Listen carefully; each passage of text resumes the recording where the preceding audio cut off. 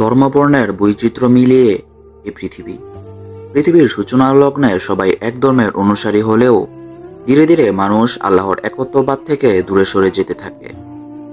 বিভিন্ন দল উপদলে ভাগ হয়ে যায়। প্রাকৃতিক ও ভৌগোলিক অবস্থানের কারণেও ভিন্ন ভিন্ন পরিচয় লাভ করে। জাতিসত্তার বিচারে ভিন্ন ভিন্ন পরিচয় থাকলেও পৃথিবীতে সবার একসঙ্গে মিলেমিশে বসবাসের অধিকার রয়েছে। প্রত্যেক ধর্ম, বর্ণ, জাতির মানুষদের মিলেমিশে একসঙ্গে বসবাস নিশ্চিত করা জরুরি। এ নিয়ে বিশেষ মানবাধিকার আইন রয়েছে।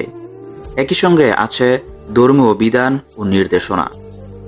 অমুসলিমদের সঙ্গে একই সঙ্গে মিলেমিশে তাদের জানমালের নিরাপত্তা দানের অনন্য দৃষ্টান্ত স্থাপন করেছিলেন ইসলামের নবী হযরত মুহাম্মদ সাল্লাল্লাহু আলাইহি ওয়াসাল্লাম। তিনি মদিনা রাষ্ট্র প্রতিষ্ঠার সময় সেখানে অবস্থিত অমুসলিম ইহুদিদের সঙ্গে 12 দফা চুক্তি করেছিলেন।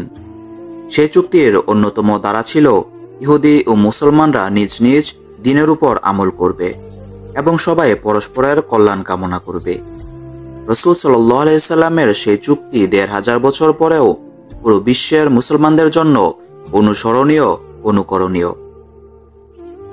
ইসলামী সমাজ ও মুসলিম রাষ্ট্রের স্বপ্নদ্রষ্টাদের জন্য রাসূল সাল্লাল্লাহু আলাইহি সাল্লামের এই নীতি মানা আবশ্যক। এই নীতির অনুসরণ ছাড়া মুসলিমদের নিজেদের শ্রেষ্ঠত্বের পরিচয় দেওয়া সম্ভব নয়। আল্লাহর রাসূল সাল্লাল্লাহু আলাইহি সাল্লাম প্রকৃত মুসলিমের পরিচয় দিতে গিয়ে বলেছেন, যার জিহ্বা ও হাত থেকে মুসলিমগণ নিরাপদ থাকে সে ব্যক্তি প্রকৃত মুসলিম। আর যাকে মানুষ তাদের জান ও মালের জন্য নিরাপদ মনে করে সেই প্রকৃত মুমিন। মিশকাত হাদিস নাম্বার 549। বর্তমান বিশ্বে মুসলমানদের আত্মপরিচয় যথেষ্ট সংকটের মুখে বলা যেতে পারে।